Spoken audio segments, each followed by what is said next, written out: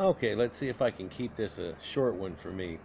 This is a burial excavation found in for pre-dynastic Egypt, found at the ancient area of Heirokonopolis, that they repeatedly throughout the dynasties would go back to again, but someplace close to it, not exactly it.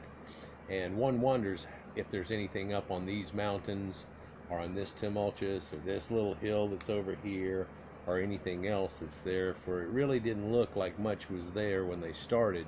And once they found a few things, they went around probing and found quite a few um, interesting objects. The name of this kind of gives it away, but was this the first zoo, is what they're saying, our first menagerie, if you will, group of captive kept creatures that are not just for consumption and cattle and so on like that, but actually exotics. Let's see how much of this video I can get in here. Their team have discovered a prehistoric cemetery unlike any other. The wild animals were sourced from across the continent. And they found different types of animals all through the area. And she says it can only lead to one answer. And I'm going to cut to that. So here, in essence, we have the world's first zoo. This dates back over 6,000 years ago. This is before even the invention. So this is before the pyramids or the invention of language, and says is what she was fixing to say. And what's interesting and unique about that, and you can see this area, and one wonders how much other things. This is some of the ruins that are out there, and this is just out there from it, and just some wobbles in the sand is what it is. What's unique about this site is that it's one of the only pre-dynastics they found of these Egyptians. It's a site like this that they found the original little blue-eyed statues that they have from there that are all covered in gold, people may be familiar with, and all of the figurines and so on. And they're not showing you what they found inside of the little king's crypt and everything, but at this time they're still doing that Canaanite type of burial where they're burying them on the sand, in the sand, and haven't started a full Egyptian ritual to the situation yet. This area does get a little bit of rain every once in a while, but it's basically just as dry as can be out in this. And she tells you that they have different creatures out here that they have found, and they were kept and raised by people. An ostrich is buried in a circular form around the king. There is an ostrich form, there is a panther, there is a leopard, there is a bull, which so it's not exotic or whatever, it's an auric. There is also a bird and two other types that they mentioned here. See if she says it. On our animals now from what they had for their final meal. This has allowed us to get carbon-14 dates, which has been showing us that many of these animals were buried all at the same time because the dates are almost identical. So what they're saying here is that this is ceremonial, and even though these animals were kept as a menagerie, somewhat like, I don't know, Michael Jackson, now he had that little group or a zoo thing, that this was kept for the king, and whenever he passed, they ended up killing the animals ceremoniously and then burying them with stuff, goods and situations and little trinkets and so on like that. So this starts to bring that whole ideal, and that he's going to have this menagerie that he's developed from all over Africa in the afterlife. Now, what's more startling that they show here, and they show the different animals, and it's going to flash by real quick. Buried around their ruler. This ruler, like the other ones we have here, had a number of animals. Let's see. This ruler, like They were all systematically slaughtered and buried around their ruler. This ruler, like the other ones we have here, had a number of animals with him. So we have a leopard, we have baboons, we have an aurochs, we have a crocodile, and we have an ostrich. Baboons is what I was leaving out. So that's important too. And it looks like that they had those as pets somewhat.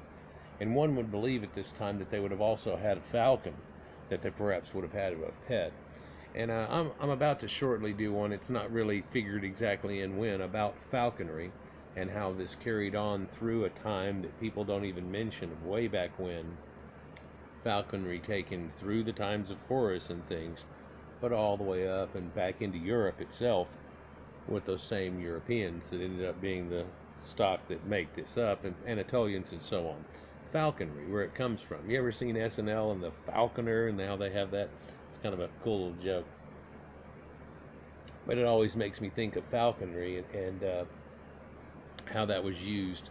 You know, basically people go dove hunting now and stuff like that and hunt birds. Well, falconry was done just about the same way. But you didn't shoot, you just released the falcon, and he would get them and fluster up the birds, and he'd knock down a couple of them and then get them, and you go and fetch them. And we started using the dog to go along with that too. So the dog points, you let loose the falcon, he roughs them up, the falcon attacks them, the dog goes and grabs the bird, you put him in the pouch, the bird lands, and it continues. The sad thing that it shows you here is something that I've known for a long time, and probably a lot of you do too, that also the king's servants were killed with him.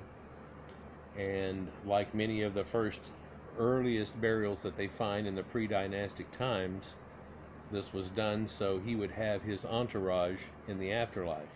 This is also another reason that shows you that Sumerians had a close contact and connection with them, for they did the same type of things. And this predates mastabas and stuff. And let's see what's important to show you out of here, because they mention that they have children and kids and everything. You can tell it's a Caucasian skull, but even some children, believe it or not. So it may be that the feeling is, it's possible that his concubines and his children and stuff were killed then. And this is the reason even in the first dynasties we see how it goes rocking back and forth, and as I've shown in a previous video about Seth and things like that. I hope this isn't that blurry all the way through this. Has it really been that blurry? Is there some smudge on there? One moment.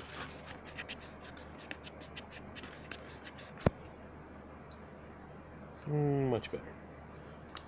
Anyhow, so a child, an extra skull, and so on, and it shows that they had actually been killed by them, and skull appeared to be somewhat crushed. And what they find here is posts that are all around it, and somewhat of a wood hinge. This was a lavish funeral complex of unrivaled grandeur in prehistoric Egypt. So you have the main tomb in this. So what she's going to describe here is that you have the main tomb that's out there, and then you have around the main tomb the people, and then around that the animals and creatures, kind of like a border and a little set up world for it there. I just thought I'd share this for you, because this is way back in the Badarian and pre-dynastic Nakata phase that they had back then. I believe this is still Nakata 1 going into 2, if you will, and the dating on this. They described that the dating of the animals that they've got was about the same, but they never described what it is. And I wonder what paper goes along with this exactly too. I guess looking up under her name, she might be an underwriter in the paper. Quite often there are a lot of people invited to it or invested in it that aren't actually here on the day that you would be seeing something like this. This is done for more of the TV show. In fact, these were dug out long ago. This wasn't something that was just done last week, and they found, so this site's over 10 years old, if this is the exact plot that I think that it is, but there are sets around here that they have found that goes back to the earliest of rulers and things. And of course this is pre-linguistics or even symbology that goes with them too much. So this was before the Scorpion King and things like that even that could have been along with them. Anyhow, like, share, and subscribe, and enjoy. On to another topic. Peace.